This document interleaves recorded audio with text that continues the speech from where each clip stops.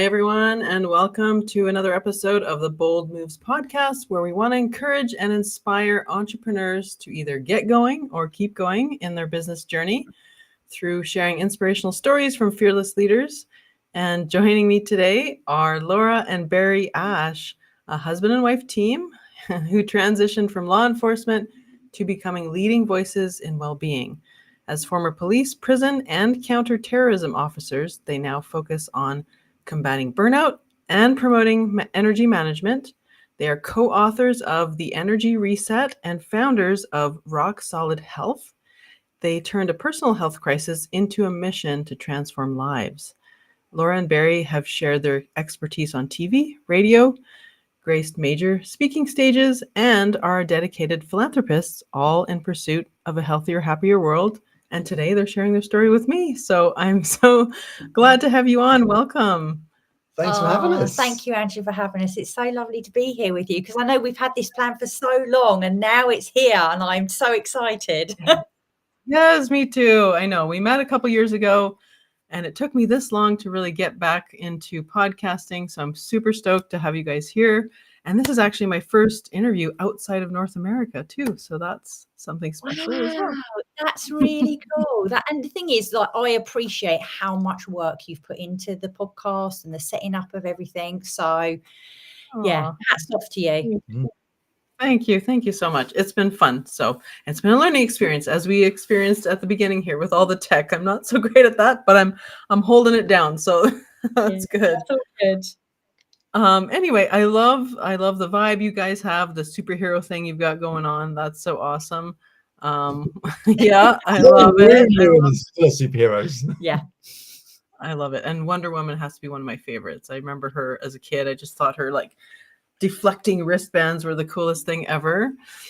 Yeah, they're actually one of my favorite things to wear when we do like poses with kids or whatever. I was like, yeah, do the Wonder Woman pose or this one. They love it. Of course, so empowering and powerful, right? So anyway, we've got lots to dig into, so let's dive right in. As I mentioned in the intro, I know you were in law enforcement, you had careers there, and you transitioned into health and well-being. Can you share a bit about what motivated that career change and how your background in those spaces affects and influences your current work? Yeah, it's such a good question and a very loaded question because there's lots obviously that's gone on. Should I start with myself? So yeah, it was really my story that was the pivotal turn for us creating Rock Solid, wasn't it? So I'm a former police officer and counter-terrorism intelligence officer. And I joined our local police force in about 2004.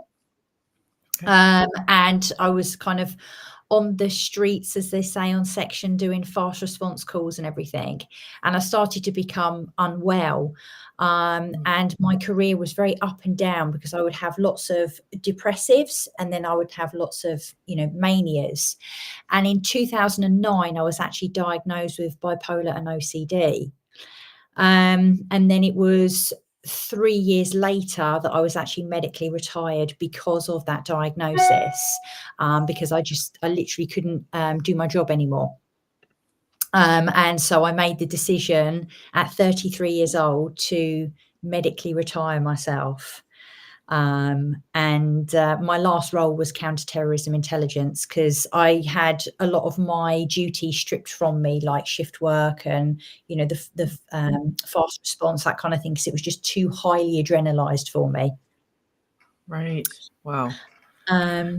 So yeah, there I was, 33 years old, mental health condition, medically retired. I couldn't exactly see anybody giving me a job, Angela. And so on the 1st of June 2013, I was medically retired.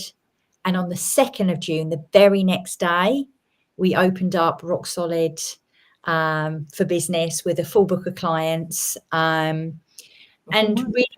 Yeah, I know. We were like, we're not wasting any time. We are not wasting any time. Well, I was off for 9 months. They said to me, right, that's it, go home. And that's it, you can't come back into the office. And the whole process to medically retire me took 9 months. So in that time, I did a little soul searching of like, what do we want to do? What would we like to create? How would we like to give back to this world? Mm-hmm. And so that's when we decided to come up with Rock Solid. And initially it was more just the body, wasn't it? And body transformations. But we soon realised there was something missing, didn't we? It was always about the body. Everybody thought if I changed the body, created this ideal bikini body, beach body, six-pack, I would have everything. I'd feel great. I'd feel confident. But it doesn't work like that. There's two big pieces of the jigsaw puzzle we're missing out on. And it was, we started off looking into mental health and we sort of covered the gap there. So we had the physical health, we had the mental health, but there was still a big gap that we were finding that people were struggling with. And that's our emotional health and our energy levels. And it's a big thing that a lot of people don't really realize. But if we start to manage our energy and manage our emotions, we've got a lot of control of how we think, how we feel, and how we perform in life. So that was the biggest thing that we realize, is this emotion that we need to understand and control. And our emotion, our energy levels are very, very closely connected. And that was even more so burnout in 2017. But we won't go there just yet. Okay. Start one step at a time. But yeah, you're totally right. Any change, any major change you want to make, it starts up here, right? And especially if you want it to stick. Even business coaching programs. I remember, I'm a very tactical person, and I remember years ago when I enrolled in some of these programs, they all started with mindset, and I was like, come on, let's get into the stuff, right? But now I look back and I'm like, that was so valuable, because there's a lot of crap that you have to clear through, a lot of cobwebs and stuff you've got to clear before you do the thing. Definitely. Right? Definitely. Everything starts with a thought. Absolutely. Yes. And then it turns into this and that and the other, and then it becomes who you are. Yeah. Right. If you don't control it and guide it. Right. Oh, well, that's an incredible start to your journey, but it was almost a blessing to have those 9 months to be able to think and process what your next step was. So I'm glad you had that. What advice would you give to others facing a similar health challenge or crisis, who want to then turn their adversity into that mission-driven career? Because I can't imagine it's easy to go from that, what you thought you were going to be doing as your career, to like having it really stripped away from you, and then having to kind of pull yourself up from your own bootstraps and figure out the way forward.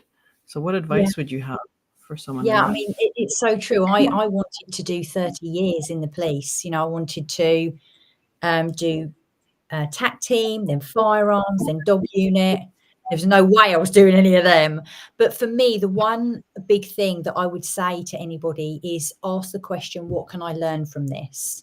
Because quite often we can sink into that loss, less, never kind of mentality and energy and space. And that kind of takes us further away from our purpose and being a leader. And so for me, one of the big questions is asking, what is it I can learn from this? And then pulling out that kind of abundance, that purpose, that meaning from what has gone on. Yeah, I agree. When you said that, I kind of thought back to my divorce, and that's a big stressful change too. And yeah, I did approach it that way, like not initially, right? But over time, it was like, okay, well, what can I learn from this? How can I grow from this? And you sort of end up becoming this alchemist, who's sort of spinning gold out of straw. And I feel like you have to kind of do that. Yeah. What about you, Barry? Do you have any thoughts on that? I think the biggest thing is if you want to change your career path, and you've been through what Loz did, don't chase the money. A lot of people come out, they want to become self-employed, and they're going, what's going to earn me the most money? But it's not always the most enjoyable journey. You've got to follow your passion. And I believe we've all been put on here with a specific driver or goal. And we've got to just sort of, sometimes it's sit back and just take stock of what we want to do and listen to your body. It will tell you what you need to be doing. But money's not always the best thing to chase. You got to look at what feel you, give you that joy inside. When I left the police force, obviously I went down to no wage, and you were in the prison. Barry was still in the prison service then. So we really only his wage coming in and then the clients. And you were working essentially 2 jobs, because you were working the prison service like 12-hour shifts, then you were coming home, you were doing PT clients. And that in the September, so June, July, August, so like 2 or 3 months later, that's when we made the decision, just Barry Jack in his job as well. So both on really good wages, do you know what I mean? We were both on top salaries in the forces, and it was like, let's see where this journey goes. And I handed my notice in, went down to sort of just covering the bills with what we were earning doing Rock Solid, and the fulfillment of it is just helping people change their lives. As I said, we started off looking at the physical body, and then gaps we started to see. They got the physical body, and something that didn't change. They still had the same thoughts, the same dialogue, the same attitude to life, but they had the great bodies. And I was like, no, this is not right. We need to start delving a little bit deeper. What's more? And then the word mindset kept coming up, and mindfulness. Look down their mental health, but it's actually the biggest goal changer is our emotional health. Yeah, I agree. I think we're connected, mind, body, spirit. I think it's all connected, and you can't ignore one and have the other ones, running well. So I totally agree. And I agree about don't chase the money. Like, yes, we all have to make money. Of course we do. There's this exercise that I like to do with clients, even and you might have done it yourself. It's the Ikigai exercise. Is that Japanese? Yeah. Where it's sort of that intersection of like, what is my passion? What are my gifts and talents? And then where does the market need me? Right. And it kind of sounds like maybe either officially or unofficially, you guys did some of that work, because I'm assuming you had some interest in health, wellness, fitness before this, probably. Yeah. Right. I've got about 30 years of experience now in the health and wellness industry. So I started off working in the leisure industry, like managing the gyms down in my local area, and then I joined the prison service. 3 years walking the landings, and then I specialised as a PTI within the prison service. So I headed up the wellbeing team in the establishment I worked at. So yes, I've always been in health and wellness, and that's why I think we've got our dharma. We've got this actual course that we need to be running in our life, and that's what I've always been passionate about: health and wellness. Yeah. Would you say you had your own stint with some burnout in the prison system yourself, Barry, too? Was it? Mine was, I wouldn't say burnout, but it was a form of stress, because it was a very stressful job. But I was really lucky, because the department I worked in was the PE department, and I had so many resources at my beck and call. I could train, exercise whenever I really wanted to. I would just create a program, set up a volleyball match, set up football, set up badminton, do circuit training. So I had this really unique outlet for my stress in there. So that was quite lucky. But the main reason why we left is because Rock Solid was growing, and we was like, where do I sit? Do I just go the journey, or do I stay here? But in the prison service, they just kept cutting staff members, and it was getting more stressful, more dangerous. I was unlocking the prisoners in the gym. I started off with doing 10 to 1, 10 prisoners to 1 member of staff. By the time I ended up, it was over 100 to 1. It was, how many can I fit in the gym? Baz, oh my God. By yourself, yeah. Yeah, that does sound a bit dangerous. I wouldn't want to do that. Oh my goodness.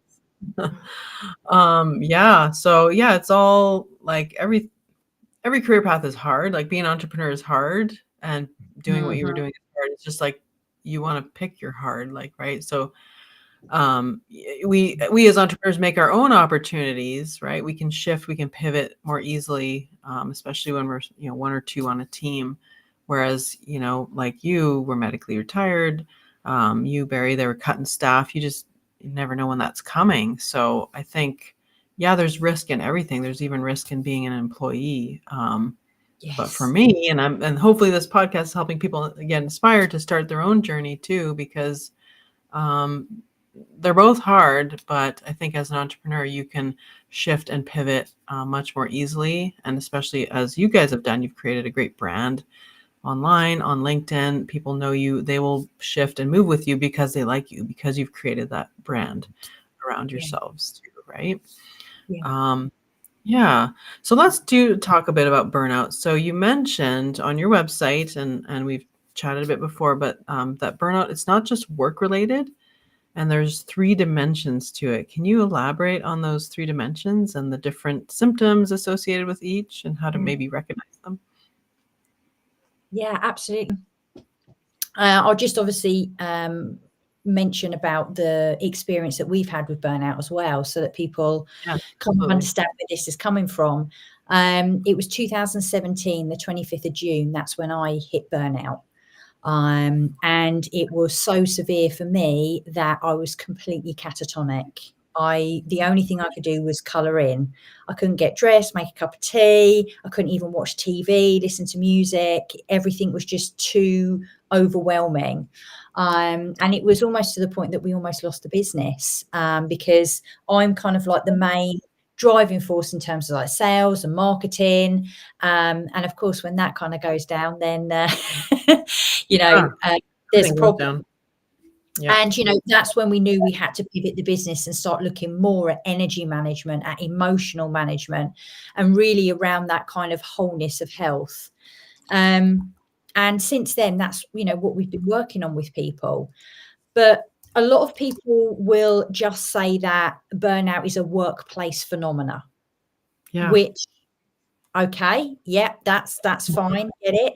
But for me and Baz, what we've experienced with not just us, but with clients, burnout is when you are not doing enough of the things that you love with the people that you love. Oh, I You like that. lose your identity. So whether that's through grief, whether that's through relationship issues, whether that's through financial struggles, whether it's through work, business. Barry and I do a lot of charity work with our superhero life, and we go into hospices, and we see a lot of carers and parents with burnout as well, because we put everything into one thing and we lose our identity, and then, stress builds up and we call it bang, don't we? And their finger is constantly pressed down on the stress button. Yeah. Yeah, exactly. That's a good way of putting it. Yeah.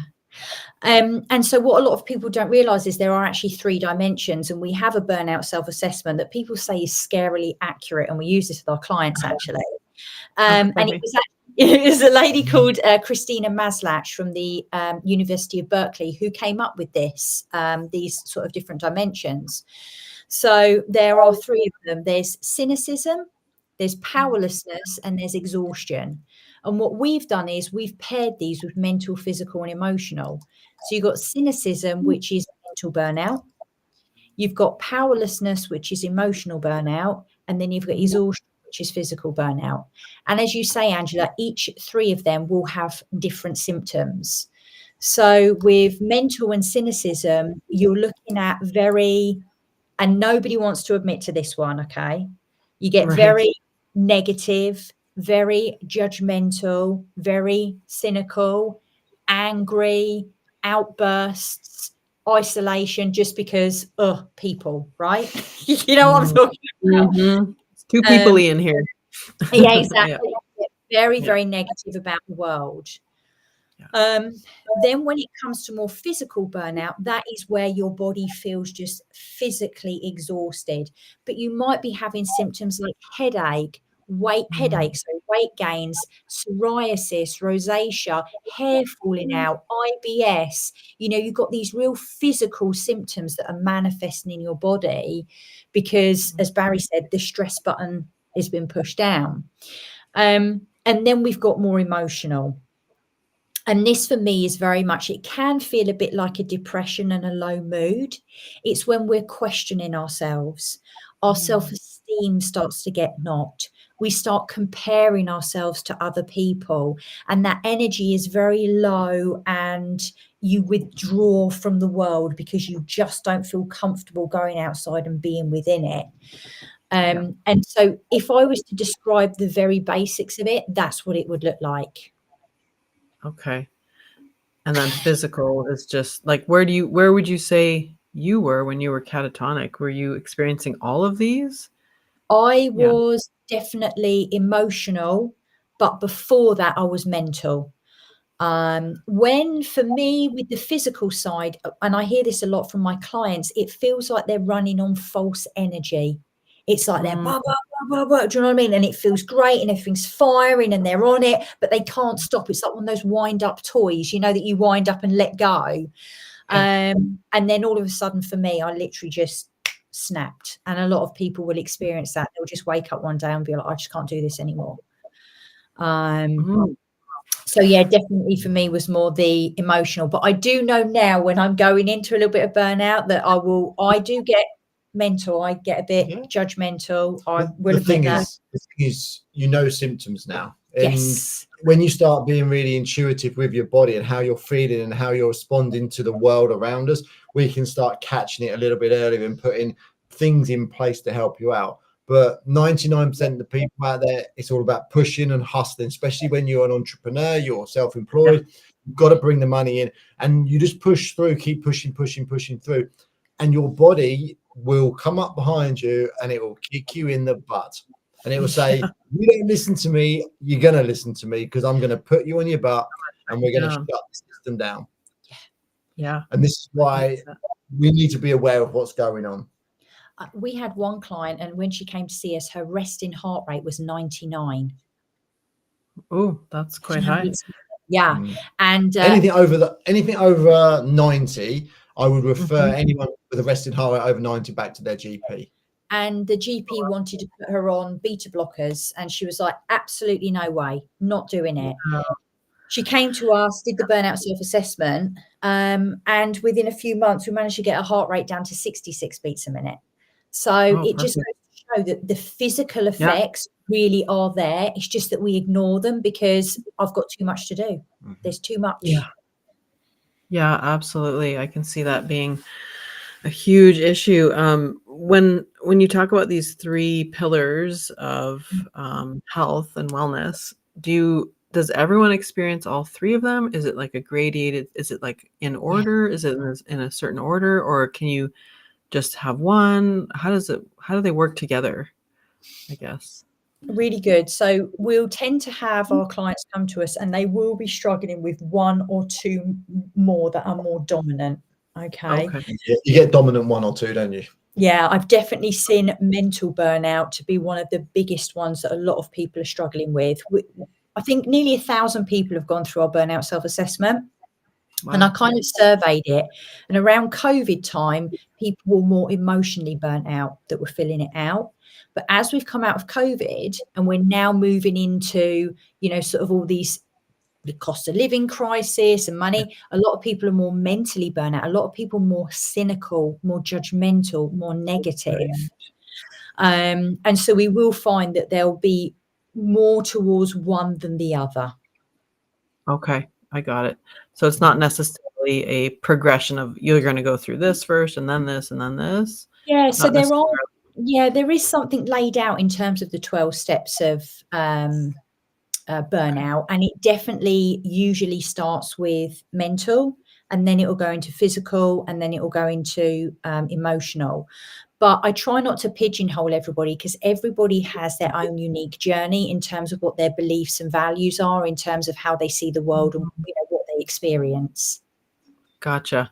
And so I guess I've put this up on the screen and I'll put this in the show notes later for everybody, but I guess your self-assessment tool would be something that would help people know where they're at on that scale. Yeah, it asks you how you've been feeling over a 2 to 4 week period. But it only takes a couple of minutes to fill out, doesn't it? I think that on average, it's 1 minute 30 to 2 minutes that it takes to fill out. And we use it with our clients all the time in terms of, right, this is where you are now. Now we know what you need to work on. Now this is where we are. Then we retake it a few months and then we work on that. Do you know what I mean? Got it. So this really is your first step into even working with you, is to identify where you're at. Okay. Definitely. Okay. Awesome. Well, that's a valuable tool. I will definitely put that in the show notes for anyone watching this later. I also wanted to ask you about, you did state that we're not in a mental health pandemic, but an emotional health one. And maybe you kind of addressed that a bit before, but can you explain the difference and what you mean by that and how to distinguish between the two? we look at mental health to start with, well, the way I see mental health is like clinical depression. It's things where we're going to have an imbalance with the chemicals in our brain, schizophrenia, and all of these things. That's where I see mental health. But mental health has been used so much to cover lots of different areas, like anxiety, like just normal depression, like phobias and so forth. But all of those, when we start looking at anxiety disorders, all we're looking at is our emotions. And we've got a lot of people in this world that don't really understand their emotions. So if we don't understand them, then we can't control them. And when we understand that anxiety is meant to be there, depression is meant to be there, all of these emotions we are meant to have because we are human beings, we can start understanding them and we can start rationalizing them, we can start controlling them. Because I get anxiety every Friday when we have to put the rubbish bins out for the bin man. I'm like, is it the recycling? Is it the dirty bin? Is it this bin? Is it the food waste bin? And I get a level of anxiety, but it's only a 1 or 2. And that's just heightening my senses to say, don't forget this. This is an important job for us to do. But it's when we start getting anxious about the feeling of being anxious and it starts to snowball out of the way. Right. That's where people run away with it and say, I've got a mental health disorder. Let's just bring it back to make it a bit more manageable. And if we use mental health, it seems quite serious, which it is. But if I say we've got an emotional health, it takes that pressure down. And we can say, oh, it's just an emotion. Let's start looking at that. And then control my emotions rather than control my mental health. Right. Oh, that makes a lot of sense. I like that because there's a lot of stigma around that word mental health. But we need, when we break it down to like what we talked about earlier, that our thoughts create our emotions and our emotions create our habits and so on, and it creates our personality and character and so forth. If we just, like you said, break it down, step back from that, and just look at it through that lens, it's a lot easier to handle. Because I can maybe, change my emotions or wrangle my emotions in some way versus this huge topic of mental health. So I like that description. Or even sit with our emotions. Let's feel this emotion. Let's just sit with it and see what happens. Yeah. True. We always want to like just medicate everything, dull it. And it's like, well, sometimes we need to go through it and process it and be like, if we look at medications will just deal with symptoms, and that's not going to fix anything. Let's look at the root cause of it. Let's look at what's causing us to feel this anxiety. Let's look at what's causing us to feel depression. Let's look at what's making us sad, what's making us happy, what's giving us joy. Let's look at these emotions. And even just sitting in a room, feeling that emotion and allowing to experience it. And Barry just said a key word there, it's experience. We experience these human emotions moment to moment. We wake up in the morning, we experience a level of anxiety because we've got to get up and out, right? But then, we go through our day, maybe something doesn't go the way we want it to. So we experience a bit of sadness. Then we might see a bird outside and experience a bit of joy. And then it might poop on you, then you get a bit angry, then you experience anger. Do you know what I mean? And it pooped in your car. Exactly. And I really feel if we can start to understand our emotions, why we experience them and what they actually mean, it really puts us in a seat of responsibility, of control, of ownership, rather than this, runaway train of mental health. Going to the doctors, of course, if you need to go to doctors, go to doctors, but then being put on some medication and being told that you've got a disorder, when actual fact, if you understood your anxiety or depression a little bit more, and as I say, I'm not telling people not to go to the doctors and it's bad. I'm just saying, is there another way of thinking about this?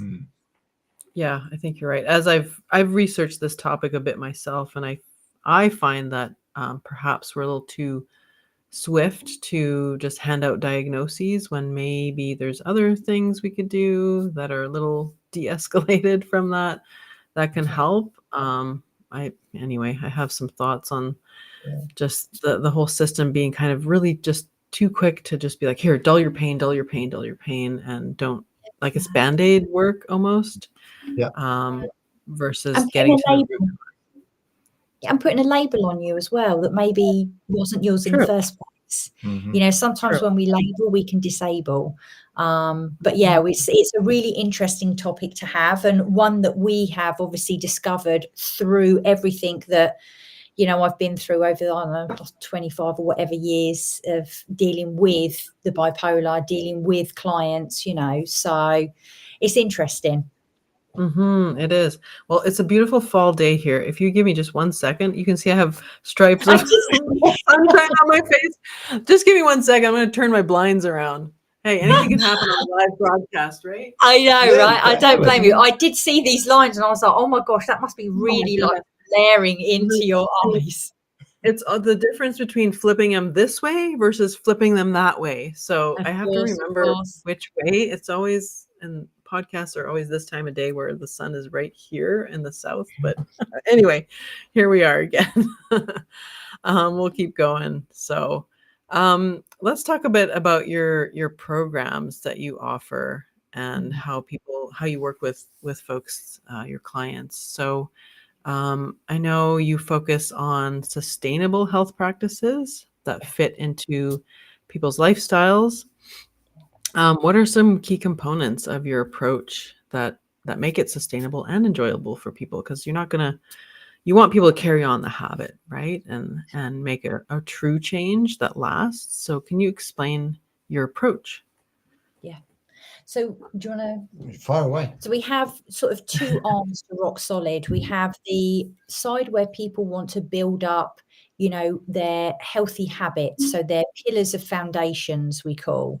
And it is very much about working within their body's abilities and in terms of what works for them. So there's no specific meal plan or diet or anything like that at all whatsoever. It's just eating good, nutritious food and creating good habits around exercise and movement that you actually enjoy doing. We work with our 6 pillars of health and wellness. We do.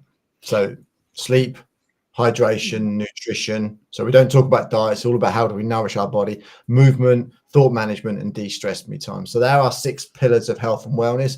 And that program is really specific for those 6 pillars. And they come on board and they work through. There's programs in there. There's an accountability group that we work with them in there as well. But it's all self-led in there. Yeah. And then the other side is the burnout stuff. So that's the energized leadership.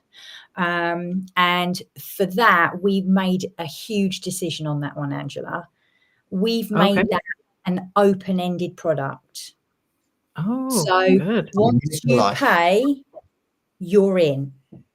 Nice. And the reason we decided to do that was because we understand that, yes, you might recover from burnout. However, something might change, right? You might come up with a new challenge. You might start to wobble, right? Yeah. And that's why we've made it like that, so that you can dip in and out. And it's our commitment. We're so invested in burning people's energies and how they feel. It's our commitment. If you invest in us to look after you, we're going to give you that for the rest of your life. Yeah. And it is an open. Once you're in, and you can come along, do the program, leave, and then we are here whenever you need us to sort of help you back out again. Because we believe that's the way it should be. It's not just about earning a living from it. We want to support people to create healthy, happy lives and full of energy. And we'll spend a couple of months, you know, usually with people, coaching them one-to-one alongside the modules that they get for the program, which takes them all through mental, physical, and emotional burnout. So that's very specific. So we'll speak to somebody and we'll say, you need to do this module, and we'll do this coaching with you as well. We have live calls every Wednesday, and we have people from all over the world join us. And that's one of the things people love the most, is that community where they can just be in a room and people just get it. You know, they just, you've got some people. You've got some people going through burnout, some people that have come out the other side of it, and they're all still there together, working together. And it's just lovely to see.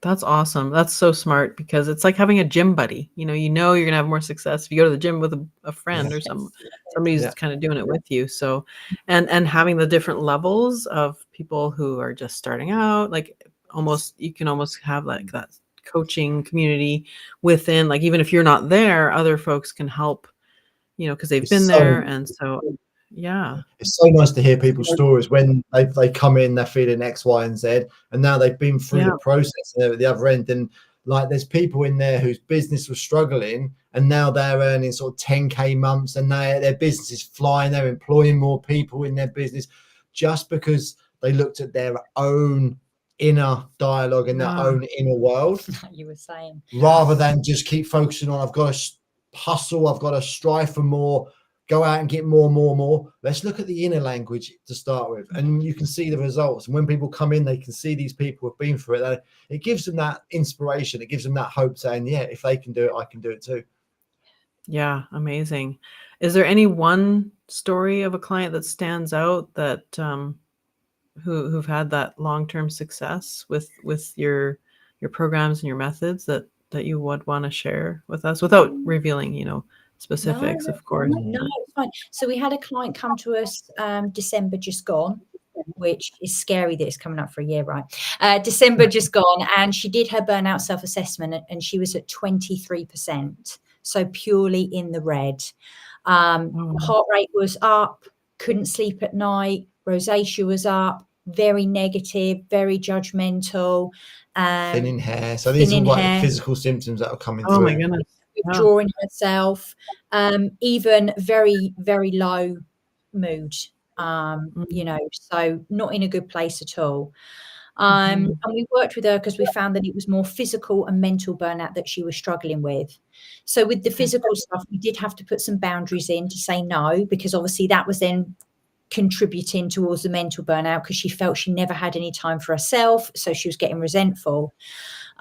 We did a lot of light exposure with her, and we helped her clean up her diet as well, so that's what she was fueling herself with. And when it comes to the more mental side of things, we had to change the language that she was speaking in her head, because she was very much speaking very low, negative, low vibration words. So we gave her a bit of a journaling process on how to remap and, you know, rechange her vocabulary in her head. And 3 months later, we did the burnout self-assessment with her, and her score was 97%. Woo, that's quite a jump. Yeah. Amazing. Yeah. Wow. And that's all because she put the work in, she trusted us, and she did what she needed to do to specifically tackle the mental and the physical burnout. And we have our little process, which is accept and acknowledge where she was. So we knew which level of burnout and area she was. Then we calm and control the nervous system, because that's right up here. We need to bring that down. And then we explored. So once the nervous system has calmed down, we could explore why she was in that position in the first place. And it's very much overachiever, people pleaser, something to prove. So that then, but you can't deal any with that kind of coaching until you've done the C and the A bit, where we've accepted where we are and we've calmed the nervous system down. It's the ACE method, we call it. And it's literally, you can't do anything. And there's so many people want to change straight away, but they forget the stages. We can't change anything internally or externally until we start calming that nervous system down. Yeah, no, you can't get to where you're going unless you know where you're at first, right? It's like following a map, or like Google Maps. You have to input both before you know how to get there. That's an amazing transformational story. And yeah, it's incredible how our words, like even the words we tell ourselves in our own head, affect our reality. Because I think it was on Mel Robbins' podcast, and I don't know if you know who that is, but maybe you follow her. She's she's a therapist or whatever. And she talked about how our brains, they don't really know the difference between reality and what we're telling ourselves. They just see that whatever we're saying to ourselves as reality, like, oh, okay, well, I guess, you know, you're calling yourself stupid, so I guess you want to see more evidence of that, so I'll give that to you, right? Yeah. And so we just cycle out in this. I think it's amazing what our body does. You close your eyes and you think about drinking some lemon juice, and you can actually, I can feel that in my cheeks. And lemon juice, but your body and your mind are so powerful. Yes. And I always love Yes. that saying, words are like magic. That's why they call it spelling. And I just Yes, love that. I say You've got that to be too. careful about Yes. words, the spells Yeah. you cast upon yourself. Yeah. Yes, it's so true. You might be interested, maybe you haven't heard of her, and maybe people listening would be interested too, but I follow a lady named Veda. I think her name is Veda Austin. She does crystallography. You can find her on Instagram, and it's very interesting. She actually has found that water has consciousness and memory. So the work of Dr. Moto, I can't remember his first name Yes, as that's well. right. Freezes He looks under the microscope. freezes water and sees either, nice symmetrical patterns, or if you speak evil things or mean things to the water, it's like discord. You can see the discord in it when you freeze it. So it's amazing the power of just words, like you say. I say our thoughts create our internal world, and our words create our external world, Yeah. And so that's why when it comes to mental burnout, I always give my clients this little journaling process just to start switching their language around. It's something that I did, and it really does help to just prime yourself in the morning, because a lot of people struggling with burnout will wake up and they're just immediately in fear and anxiety and rage. And it's like, right, okay, we're going to start the way that day, or we're just going to, before you put your makeup on, you put a bit of primer on to make it last a bit longer. It's exactly what it's like. It primes you for your day. Yeah, absolutely. And this is why I start my day by making my bed, because it's just like, I just feel, it's just a feeling you give yourself, right? I feel organized. I feel like even if maybe it's a crappy day, at least I get to come back into my nicely made bed and, relax. I don't know. It's just a thing that I do. I just start my day like that because, it's like intention, like start your day with intention. Yes. Right? Yes, absolutely. Absolutely. Most definitely. And I've put your website up here, rocksolidhealth.co.uk, for anyone who wants to learn more. I do also like to, and maybe you've already given it with your ACE method, but I like to ask my guests, like, what is a tactical thing that someone can take with them? Just a piece of advice or two that anyone listening or watching could take with them if they are experiencing some level of either emotional, mental, or physical burnout. What's a couple of steps they can take in the right direction? Slow down. The biggest Of course. slow down, take a step back. We call it the reactional gap. And what the reactional gap does, it stops you from reacting to situations. It helps you respond to situations. And there's a massive difference between when we react to something and when we respond to it. So slow down and use the reactional gap. And I would say in that reactional gap space, so a lot of people experiencing burnout will have lost connection with their body. And I want you to have a real good, honest conversation with your body. So I just want you to stop and ask yourself, what am I experiencing right now? Is it stress? What is it? And I want you just to connect into your body and feel where you feel that. Is it in your chest, your throat, your head, your big toe? I don't know, your little finger. Where is it, right? Right. And just connect with it and say hello to it, right? It will say hello back, or it might ignore you. That's fine. And then just ask it, what do you need me to do for you today? And it will tell you. And it might be, can you scream? Can you run? Can you say no to something? And just listen to that. It's part of a method we call calm. So that would be my advice there. Nice. I like that. Yeah, because we do really hold our stress in our bodies in some part. And it's different for everybody where they hold that stress. Yes. Yeah. But definitely we all hold it in our body. Yes. Yeah. Well, I have a knot right here in my back that I'm going to try and go for a massage later, because although I don't know if it's stress related. I was on a long drive yesterday. So maybe it's that, but yeah, definitely. I think I feel my stress like in my chest, like it just sits heavy right here in my chest. So And it's it's again, it's different. exploring that. When you feel that, it's like, okay, connect with that and ask it, is there a shape, a color, a size? You know, what is that? Hmm. And then just Interesting. ask it what it wants. It's almost like called somatics, where we're starting to connect our mind to our body. We teach this on one of our retreats.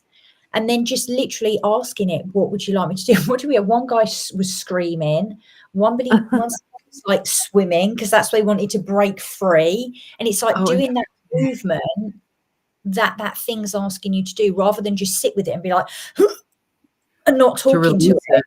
Yeah, talk to So you're it. trying to release it, right? You're trying to release it from your body and Yeah, find out what that is. That's okay. It's completing something that we call the stress response cycle.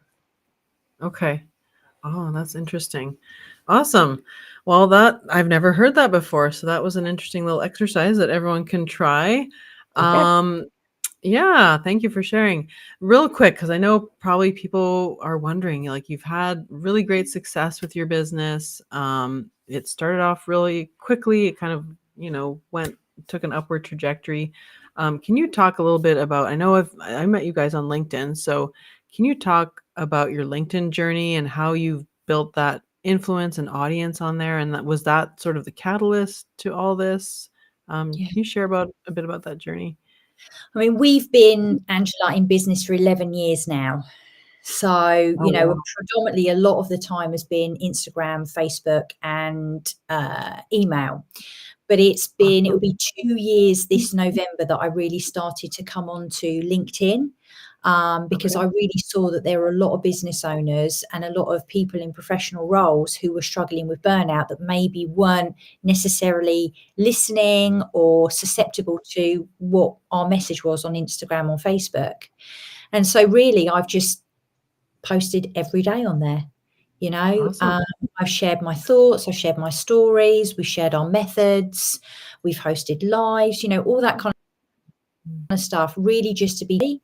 And then I've spoken to other people in this realm, or people like yourselves, and just made those connections on there. And I have to say, it's a really nice community on LinkedIn, I think.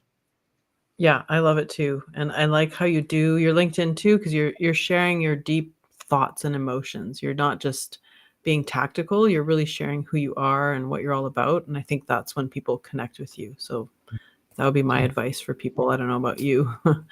Yeah, I would say, I think a lot of people will think, oh, it's only a professional platform. And I get that. And yes, Yeah. it is. However, who are the people that are using it?